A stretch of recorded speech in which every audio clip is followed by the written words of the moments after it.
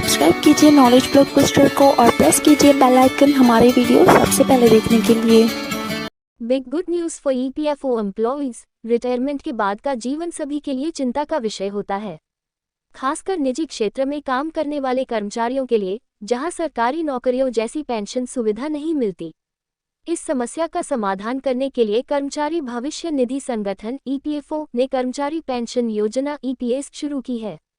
ये योजना कर्मचारियों को सेवानिवृत्ति के बाद नियमित आय सुनिश्चित करती है, जिससे वे आर्थिक रूप से सुरक्षित रह सकें।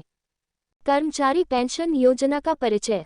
कर्मचारी पेंशन योजना ईपीएस की शुरुआत 1995 में की गई थी।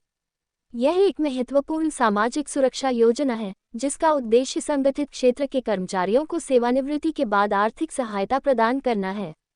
इस योजना के अंतर्गत 58 वर्ष की आयु पूरी होने पर कर्मचारियों को पेंशन मिलनी शुरू हो जाती है। इस योजना का लाभ उठाने के लिए कुछ विशेष शर्तें हैं, जैसे कि न्यूनतम 10 साल का योगदान देना। पेंशन के लिए पात्रता की शर्तें। ईपीएफओ के नियमानुसार कोई भी कर्मचारी जिसने कम से कम 10 साल तक पेंशन फंड में योगदान दिया है, वह पेंशन पाने का अधिकारी है। यहाँ एक महत्वपूर्ण बात यह है कि अगर किसी कर्मचारी ने 9 साल 6 महीने तक भी सेवा दी है, तो उसे पेंशन का लाभ मिल सकता है। इसे 10 साल पूरा माना जाता है। हालांकि अगर किसी ने 9 साल से कम समय तक योगदान दिया है, तो वह पेंशन का हकदार नहीं होगा। पीएफ खाते में योगदान का तरीका। हर महीने कर्मचारी और नियोक्ता दोनों पीएफ खाते में योगदान देते हैं। कर्मचारी के मूल वेतन और महंगाई भत्ते का 12% हिस्सा पीएफ खाते में जाता है। इसमें से 8.33% ईपीएस खाते में और शेष 3.67% ईपीएफ खाते में जमा होता है।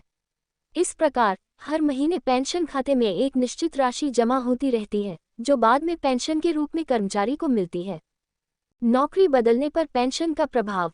आजकल लोग अक्सर नौकरी बदलते रहते हैं, जिससे ये सवाल उठता है कि क्या अलग अलग नौकरियों में काम करने से पेंशन पर प्रभाव पड़ेगा।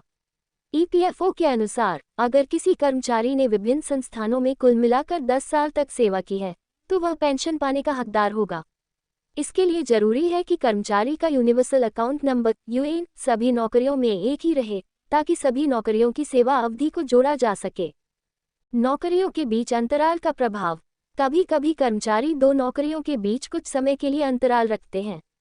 ईपीएफओ के नियम के अनुसार यह अंतराल पेंशन पात्रता पर प्रभाव नहीं डालता।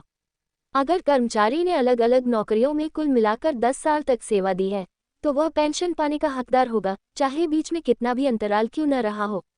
महत्वपूर्ण है कि कर्मचारी अपना यूएएन नंबर संभाल कर रखे और नई नौकरी में इसका उपयोग करे। यूएएन नंबर का महत्व। यूनिवर्सल अकाउंट नंबर यूएएन 12 अंकों का एक विशेष नंबर होता है, जो ईपीएफओ द्वारा हर कर्मचारी को दिया जाता है। ये नंबर कर्मचारी के पूरे करियर में एक ही रहता है, भले ही वह कितनी भी बार नौकरी बदले। जब कर्मचारी नई नौकरी शुरू करता है, तो उसे अपना यूएएन नंबर नए नियोक्ता को देना चाहिए, ताकि उसका पीएफ खाता उसी यूएएन से जुड़ सके। इस तरह सभी नौकरियों की सेवा अवधि को जोड़कर पेंशन की पात्रता निर्धारित की जाती है। रिटायरमेंट के बाद की वित्तीय सुरक्षा के लिए ईपीएस एक महत्वपूर्ण योजना है। इसलिए हर कर्मचारी को अपने पीएफ खाते और यूएएन नंबर की जानकारी रखनी चाहिए, ताकि वे सेवानिवृत्ति के बाद पेंशन का लाभ उठा सकें। सही जानकारी और समझ के साथ कोई भी कर्मचारी अपने भविष्य को सुरक्षित बना सकता है। अस्वीकरण। ये जानकारी केवल सूचनात्मक उद्देश्यों के लिए है। अधिक विवरण के लिए कृपया ईपीएफओ की आधिकारिक वेबसाइट या कार्यालय से संपर्क करें। डिस्क्लेमर। ये वीडियो सिर्फ एजुकेशनल पर्पस के लिए बनाई गई है। कोई भी जॉब या कोई भी एप्लीकेशन देने से पहले ऑफिशियल वेबसाइट विजिट करके खुद से नॉलेज लेकर अप्लाई करें। Thanks for watching. और ये वीडियो अगर आपको अच्छी लगी तो इसे लाइक और शेयर ज़रूर करिए और इस वीडियो को देखने के लिए धन्यवाद।